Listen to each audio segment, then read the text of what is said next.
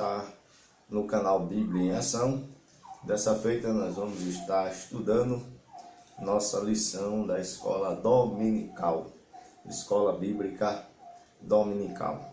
Nós estamos estudando, amados irmãos, nosso primeiro trimestre de 2020, da onde tem por tema a raça humana, origem, queda e a redenção. Nessa feita nós vamos estar estudando a lição de número 5, que vai ter por tema a unidade da raça humana. A unidade da raça humana. Nossa lição ela vai estar baseada no livro de Atos dos Apóstolos, capítulo de número 17, versículo de número 22 ao 28. E o nosso textuário da nossa lição, ele vai estar nos falando o seguinte. O textuário da lição que nós vamos estar estudando diz o seguinte: não temos nós todos um mesmo Pai? Não nos criou um mesmo Deus? Por que seremos desleais uns para com os outros, profanando o conceito dos nossos pais? Malaquias, capítulo de número 2 e o versículo de número 10. Malaquias, capítulo 2 e versículo de número 10.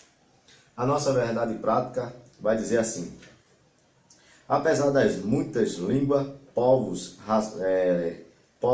nações, toda a humanidade provém de um único casal, Adão e Eva. Neste sentido, somos todos irmãos. Nesse sentido, nós somos todos irmãos. Queridos amados irmãos, como já podemos ver, a nossa lição ela vai falar sobre a unidade da raça humana. Lição bastante boa, que vai estar nos ensinando bastante. É claro que devemos ter cuidado. Ao decorrer da lição, nós vamos ver que ela vai combater alguns ensinamentos que vêm contrário à palavra de Deus. Mas a palavra-chave da nossa lição, que nós podemos trazer uma definição de logo no início, é a palavra unidade. O que quer dizer a palavra unidade?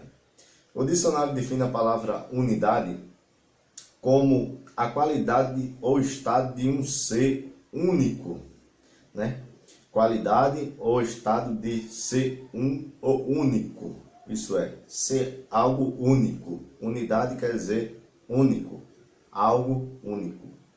Então, Adão é chamado na palavra de Deus, conforme nós podemos ver no livro de Romanos capítulo 5, versículo 12, que essa lição vai estar bastante falando sobre esse versículo, dizendo o seguinte, que por causa de um homem entrou o pecado no mundo.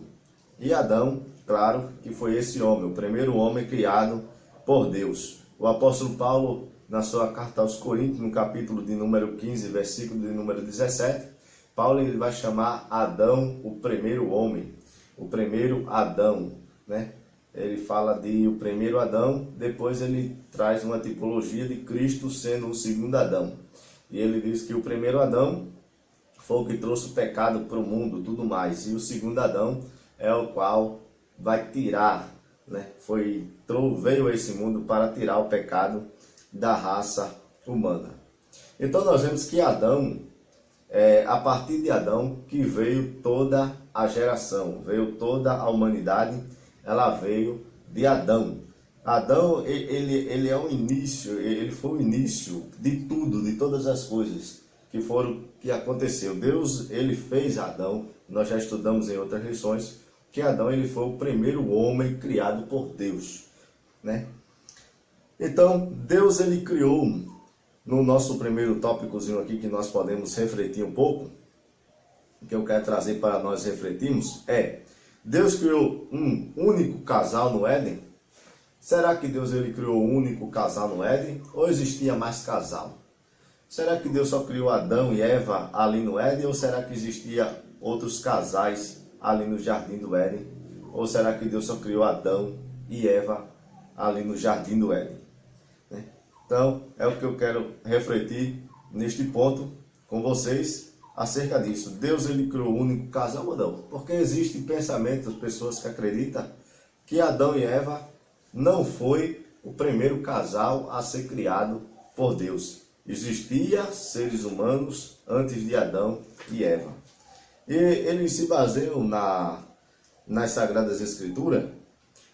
Por exemplo, quando ele pega o texto de Gênesis capítulo 1, versículo de número 26, a palavra de Deus vai nos dizer assim: disse Deus, façamos o homem à nossa imagem, conforme a nossa semelhança, e domine sobre os peixes do mar, e sobre todas as aves do céu, sobre o gado, sobre toda a terra, sobre todos os répteis que se movam sobre a terra. Gênesis 1 e 27 vai dizer assim: e criou Deus o homem, sua imagem. A imagem de Deus o criou, macho e fêmea. Então nós vemos aqui no capítulo 1 a criação do ser humano. Macho e fêmea, Deus o criou. Aqui no capítulo de número 1. E o que é que eles fazem? Eles fazem e diz que, como Adão, ele veio aparecer em Gênesis, capítulo número 2, versículo 7, da onde Deus diz: e formou o Senhor Deus o homem do pó da terra, e soprou em suas narinas fôlego de vida, e o homem se tornou alma vivente. Então, aqui é a criação de Adão. Eles acreditam. E acreditam que aqui seja a criação de outros seres humanos. Isso é, eles creem numa criação pré-adâmica. Isso é, antes de Adão já existia pessoas, né? Porque até aqui nós vemos que só existia Adão, né? No capítulo 2 aparece Adão. Mas no capítulo 1, Deus já havia criado homem e mulher. Então já existia uma população antes de Adão. Então depois, no capítulo 2, aí vem dizer que Deus ele fez Adão. Depois, mais avante, vai dizer que Deus ele fez Eva, a mulher. Então, a mulher e o homem que Deus criou em Gênesis 1 e 27 não são os mesmos de Gênesis 2 e 7 e da onde também Gênesis 2 e 18, quando Deus diz que não é bom que o homem esteja só e Deus faz Eva para Adão. Esse é o pensamento de algumas pessoas que não creem que o homem não seja a primeira, o Adão não seja o primeiro ser humano. E qual é o nosso conceito bíblico? Qual é o pensamento, pelo menos, que temos da palavra de Deus? Primeiro, como é que nós podemos entender a Bíblia Sagrada? Primeiro, aqui o Senhor Jesus Cristo está, Deus, o próprio Deus, ele está dizendo que criou o ser humano, no capítulo 1. No capítulo 2, o que acontece é Deus explicando como é que ele criou o ser humano. Porque se Deus não tivesse explicado como é que o homem teria sido criado, iria surgir muito mais dúvida do que existe nos dias de hoje. Então, Deus, ele dá a revelação a Moisés, que escreveu o livro de Gênesis, dizendo que criou o homem e mulher.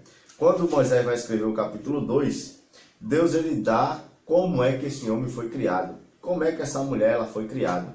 O mesmo homem e a mesma mulher que Deus criou no capítulo 1, versículo 27. São os mesmos de Gênesis capítulo 2. Né? Então, nós não cremos numa pré-existência pré-adâmica, uma existência pré-adâmica, uma raça humana pré-adâmica, melhor assim dizendo. Não. Em Gênesis capítulo 3, versículo 20, a palavra vai dizer assim: e o homem deu à sua mulher o nome de Eva, por ser a mãe de todos os seres humanos. Na versão narrada na Nova Almeida Atualizada, vai dizer mesmo assim, que Deus, o homem, ele colocou o nome da sua mulher, a qual Deus fez, de Eva, e ela foi a mãe de todos os seres humanos da terra. Outro ponto que vamos refletir um pouco é sobre a unidade e diversalidade do ser humano, isso é, as divergências, a mistura que há entre os seres humanos. Podemos notar aqui três pontos principais nesse ponto: a unidade e a diversalidade humana. Não devemos esperar da Bíblia uma explicação científica da origem da raça humana, né? Ela se restringe apenas a dizer que Deus fez o ser humano com capacidades produtivas, conforme nós vemos em Gênesis 1 e 28. E que os descendentes de Adão são igualmente humanos, embora diferentes entre si. Da unidade surge a diversalidade humana. Nós podemos notar nessa diversalidade humana, nessa diferença da humanidade, o seguinte: primeiro, a diversidade racional, né? Nós podemos observar isso aqui, que não é porque todos nós viemos de Adão e Eva que vamos ter todo mundo igual, todo mundo de uma só maneira. Não é por causa disso, né, que vamos ser todo mundo igual, todo mundo de uma só maneira, de maneira nenhuma. Então, nós vamos ver que ao decorrer do tempo da história, os seres humanos vão ficando, vamos dizer, com características diferentes. Apesar de ser o mesmo pai, a mesma mãe, mas eles vão tendo a divergência. Por exemplo, quando a Bíblia ela vai contar do nascimento de Jacó e Esaú, no capítulo 25 de Gênesis. Os dois que nasceram gêmeos. Um era mais peludo do que o outro. Havia uma diferença, uma diversalidade ali naquele exato momento. Então, não é porque eles eram filhos do mesmo pai, da mesma mãe, que eles nasceram iguais. Não. Houve ali uma diferença, né, daquelas duas crianças. Então, nós podemos dizer aí que os antropólogos dizem que o homem forma uma única espécie em contínua variação. O que é antropólogos? O que é que nós podemos falar um pouquinho sobre antropólogo? O que é que essa palavra ela nos diz? Antropólogo são aquelas pessoas que estudam, né? Que procuram estudar várias espécies do ser humano. É isso que nós podemos falar sobre os antropólogos, que nós vamos ver na Bíblia Sagrada. Mas eu quero trazer um pouco sobre falar um pouquinho dessa palavra, o que é antropologia, né? Para nós entendermos aqui que a nossa lição ela está falando. Antropologia é uma disciplina que investiga as origens e o desenvolvimento e as semelhanças das sociedades humanas, assim como as diferenças entre elas. A palavra antropologia deriva de duas palavras gregas, que são antropos, que significa homem ou humano, e logos, que significa pensamento ou razão.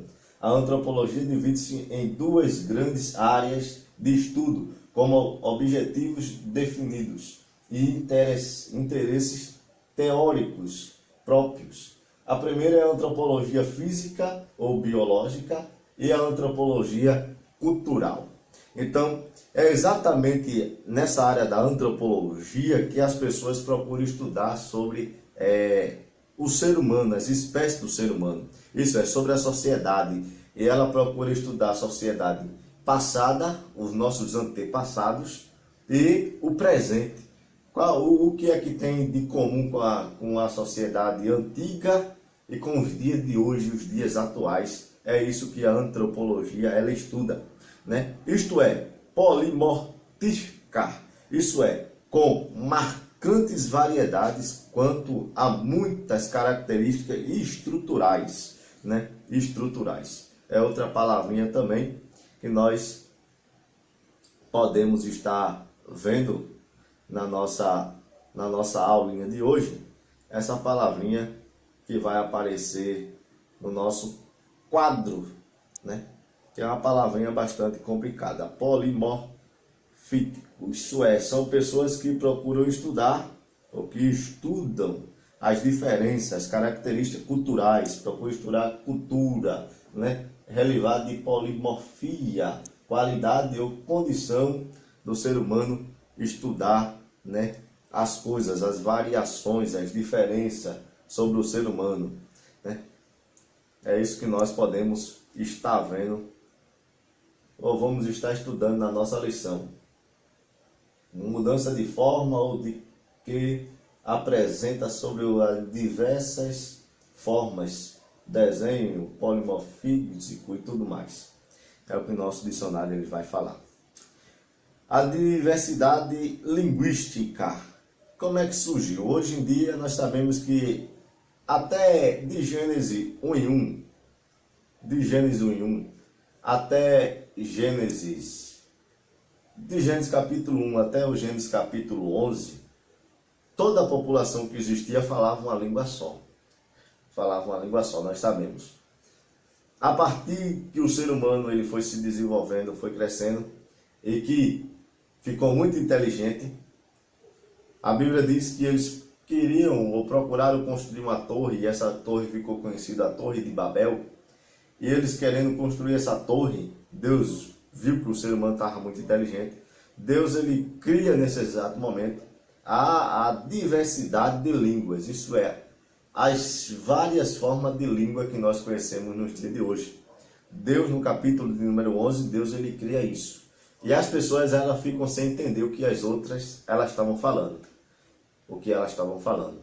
É exatamente nesse exato momento onde nós cremos que Deus ele cria a arte da linguística. Ele cria as variedades de línguas que há nos dias de hoje, como o inglês, o espanhol, o chinês, as línguas que nós conhecemos nos dias de hoje que existem. Deus ele cria exatamente nesse capítulo 11 de Gênesis, onde há a diversidade de línguas ali. E existe também a diversidade cultural, né? Existe também a diversidade cultural. A palavra cultura significa conjunto de comportamento, ideia, característica de um povo que se transmite de uma geração a outra, né? E que resulta na socialização e a cultuação verificadas no decorrer de sua história. Isso é, o que é cultura? Cultura é o que é passado de geração para geração. Cada país tem sua cultura. Cada lugar tem uma cultura diferente. Mesmo dentro de um mesmo país, existem lugares que existem culturas diferentes, né? Que existem culturas diferentes. Por exemplo, a cultura do Brasil é diferente da cultura que existe lá na África, né? Por exemplo, a maneira de se cultuar é diferente, né? Quando uma pessoa sai do Brasil que vai para a África, que ela vai para um culto numa igreja, mesmo sendo assembleana e tudo mais, nós vamos ver lá que o costume deles cultuar é diferente, a cultura lá é diferente.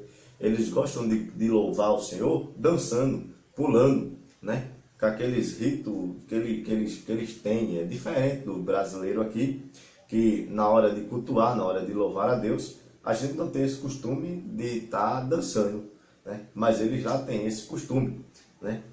Quando estamos falando da cultura dentro do módulo evangélico, né? Que se nós formos falar de outras culturas, por exemplo, na cultura brasileira, homem não usa saia, né? Existe cultura aí fora, em outros países, onde o homem ele usa uma espécie de saia, né? É diferente. Em cada um existe uma cultura diferente. Claro que devemos ter em mente que a cultura, se ela ferir o parâmetro bíblico, se ela ferir a palavra de Deus, nós temos que ver que a cultura ela não é aceita. Nós não podemos aceitar a cultura. A nossa regra de fé é a Bíblia Sagrada, é a palavra de Deus.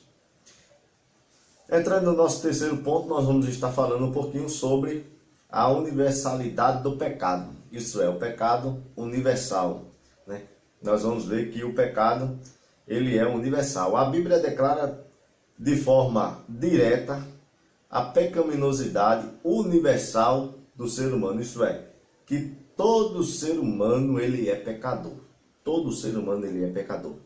O pecado veio sobre toda a raça humana. Isso não tem como nós admitir e ocultar isso.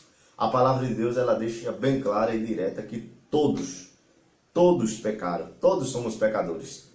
Temos alguns textos aí que podemos citar, não vamos ler, como 1 Reis, capítulo 8, versículo 46, onde fala sobre isso. Salmo 14, versículo 3, fala sobre isso, né? O próprio salmista Davi, no Salmo 51, versículo 5, ele diz que em iniquidade eu fui formado, minha mãe me gerou, né? Então todo mundo ele é descendente do pecado. Quando ele nasce, ele já nasce com a semente do pecado. Então não existe essa de dizer que o pecado ele só afetou Adão, ele só afetou Eva. Não, o pecado ele não só afetou Adão, ele não só afetou Eva, ele afetou todos os seres humanos da terra, ele afetou todos eles, né? Porque nós vemos que logo no século IV da nossa era, existia esse pensamento da onde algumas pessoas acreditavam que o pecado ele só afetou Adão e Eva, somente. Só afetou Adão e Eva. E a gente não acredita nisso. Nós acreditamos que o pecado ele afetou toda a raça humana. Toda a raça humana ela foi afetada pelo pecado, né? Então, nós vemos aí que a própria palavra de Deus ela deixa isso direto, que todos pecaram, todos somos pecadores, todos nascemos da natureza do pecado, né? Então, todos somos pecadores, né? Então, não existe, a Bíblia também nos diz que não existe um justo sequer na face da terra. Então, todo ser humano ele é pecador. E o próprio Evangelho, a primeira carta de João, no capítulo 1 e versículo 8, diz que aquele que diz que não tem pecado, ele está mentindo e está enganando a ele mesmo. E não mora a verdade nesta pessoa. Então, todo ser humano, ele é pecador. Agora, quais são as consequências que o pecado ele trouxe para o ser humano? Quais foram as consequências que o pecado, do pecado na raça humana, na nossa vida? A primeira consequência do pecado que nós podemos falar é a morte. A morte ela é a consequência principal do pecado.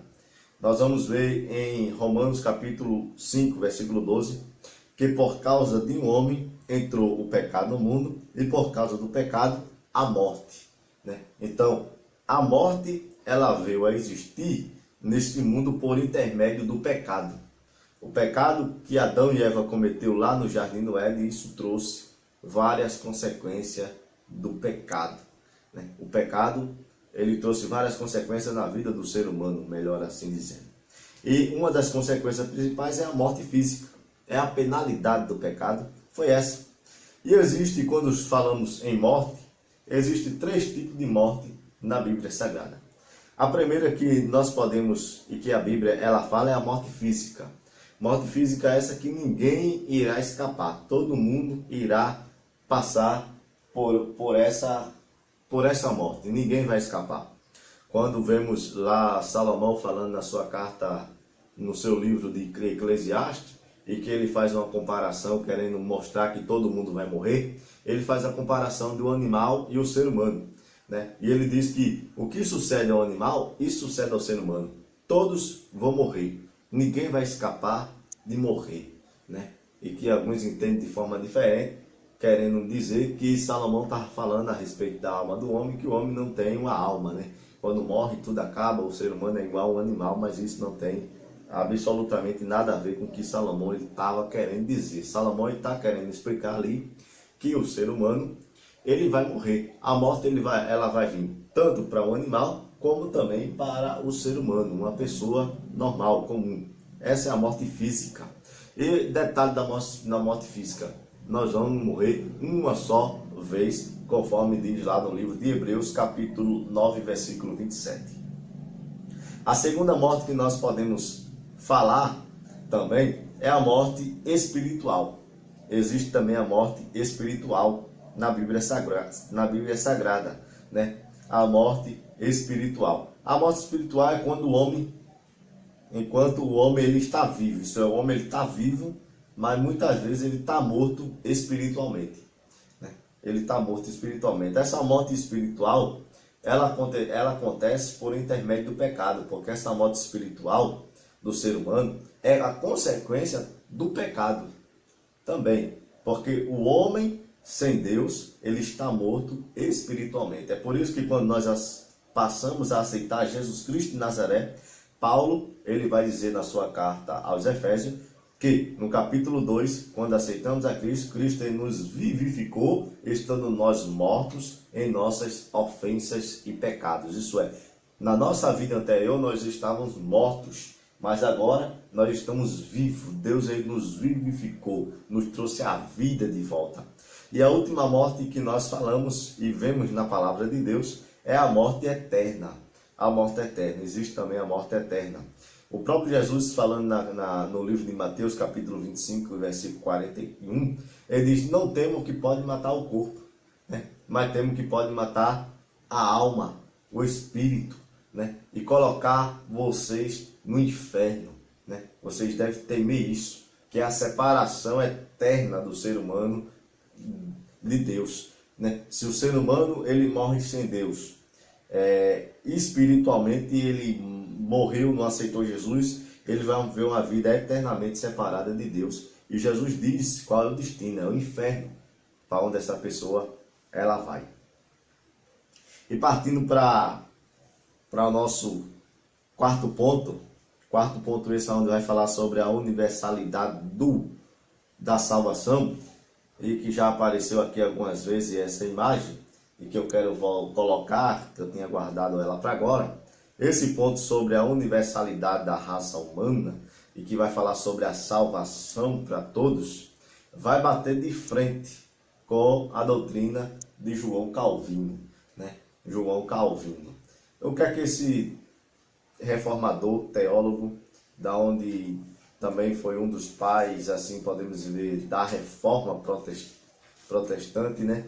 Viveu juntamente com Lutero e outros homens, combateu, né, a reforma protestante. O que é que Lutero ele tinha, ou Calvino ele tinha em mente? Ele tinha em mente uma forma diferente, ele enxergava uma forma diferente de salvação para o ser humano, né? Aonde chamamos de ardor solutis, isso é a ordem da salvação para o ser humano, né? Então, Calvino ele crê numa ordem de salvação diferente daquilo que a gente crê, né? Daquilo que a gente crê.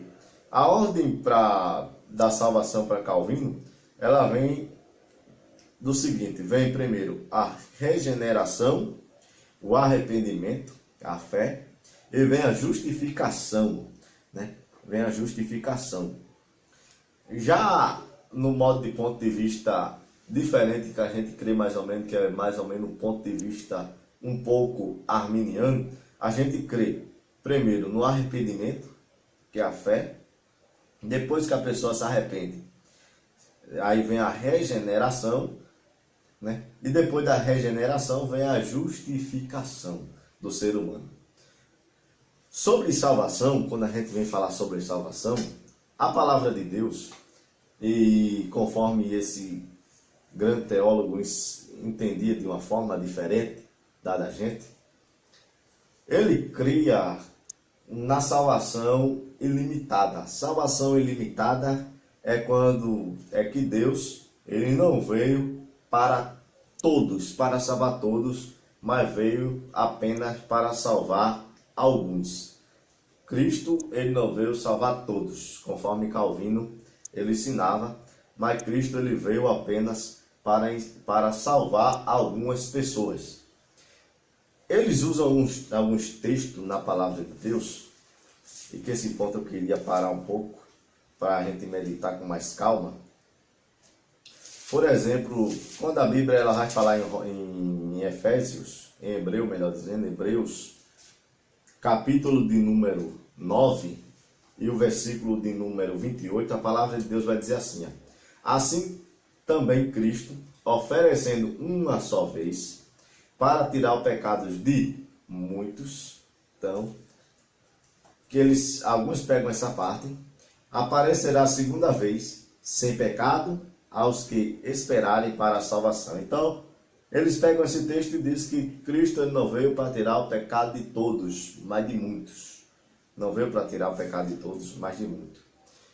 Aí temos o textuário da nossa Bíblia, é claro, que João 13,16, e que vai dizer que Deus ele amou o mundo de tal maneira que enviou seu Filho unigênito para que todo aquele que nele crê não pereça. Aí ele vai dizer que, claro que nós entendemos que a palavra mundo, ali é pessoas, não é o mundo cosmo, né? Não é o mundo sistema, é o mundo pessoas. Deus amou as pessoas de tal maneira que enviou seu Filho, né? Para que todos, a palavra todos ali, eles não creem como todos, na totalidade. Eles creem como se fossem todos sendo os eleitos. Todos ali seriam para eles os eleitos. Isso é, a salvação é ilimitada. Deus ele morreu por algumas pessoas. Tem alguns textos que eles usam que é intrigante ao que a gente muitas vezes pensa. Por exemplo, eles usam um texto de João, capítulo 6, versículo de número 64, que o próprio Jesus vai dizer assim, mas há alguns de vós que não creram, porque bem sabeis, Jesus, que desde o princípio, quem era que os iriam crer, né? Que iriam não crer, melhor dizendo. E quem era os que havia de crer, de se entregar, né? E dizia, por isso eu vos digo que ninguém pode vir a mim se por meu Pai não for lhe concebido. Esse texto é bastante calvinista, eles entendem como um texto bastante calvinista, porque Jesus aqui ele estava pregando o Evangelho, ele pregou a palavra, e ele pregando a palavra, algumas pessoas creram e algumas pessoas foram embora, não aceitaram o Evangelho. Jesus aqui, ele explica aos discípulos porque alguns creram e outros não. Aí o próprio Jesus disse que ele sabia desde o princípio quem iria crer e quem não iria crer na mensagem do Evangelho. E depois o próprio Jesus conclui dizendo que ninguém pode vir até ele se pelo Pai não for concebido. Isso é, se o próprio Deus não enviar, não dá. Aí vem a doutrina que nós conhecemos como a doutrina da predestinação, né? Da onde o texto áureo dos calvinistas que amam na Bíblia Sagrada, Romanos 8, da onde os calvinistas ele amam esses textos, essas palavras do apóstolo Paulo, da onde Paulo ele escreve no capítulo 8, e versículo de número 30, dizendo assim, e os quais predestinou, a esse também chamou, e aos quais chamou, este também justificou, e aos que justificou, este também glorificou. Então, a palavra predestinação, nada mais, nada menos quer dizer chamados, escolhidos, são pessoas que Deus chama, Deus escolhe, né? A predestinação ela é bíblica, mas não do ponto, do jeito que Calvino ele entendia, né? Ele aceitava. Paulo, ele falando na carta aos Efésios, ele fala também sobre isso, no capítulo 1, versículo de número 5, ele vai dizer assim, capítulo 1, versículo 4 e 5, vai dizer assim, como também nos elegeu nele antes da fundação do mundo, para que fossemos santos, repreensíveis diante dele em amor. Versículo 5 ele diz, e nos predestinou para filhos de adoção por Jesus Cristo, para si mesmo, segundo o beneplácito da sua vontade. Né? Então, elegeu o quê? Escolheu. Deus, ele escolheu desde a fundação do século, todos que iriam servir a ele e não servir.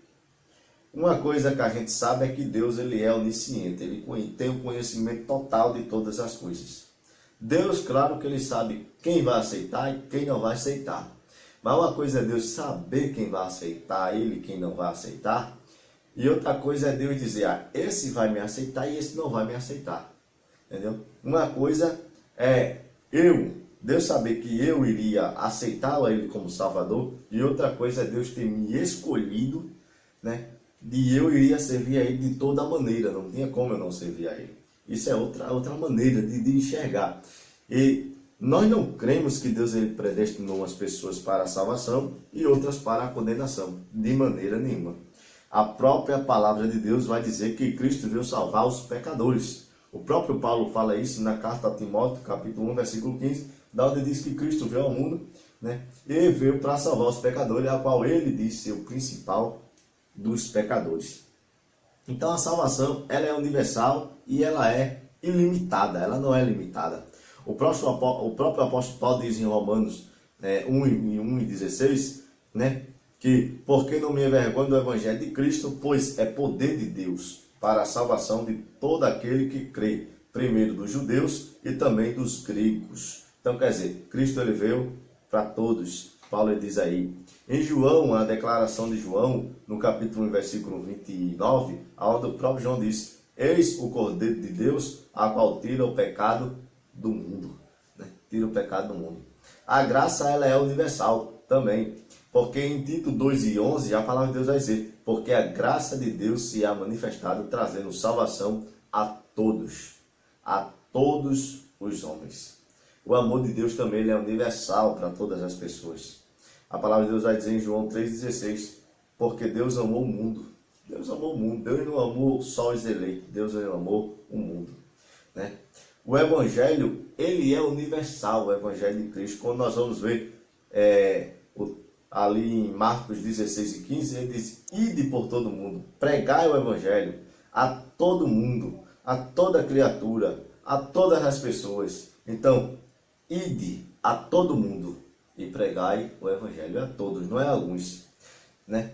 Em Mateus 28:19 vai dizer, portanto, ide fazer discípulos de todas as nações. Todas as nações. Então, a salvação ela é para toda a raça humana, não é para alguns, é para todos. Porque a palavra de Deus vai dizer que Deus ele não faz acepção de pessoas. Deus não faz acepção de pessoas.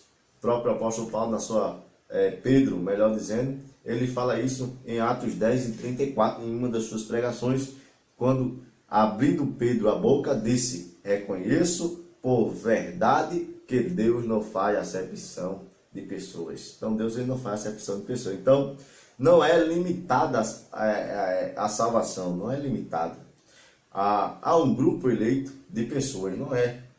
Pois as Escrituras afirmam que Jesus se deu como resgate por todas as pessoas.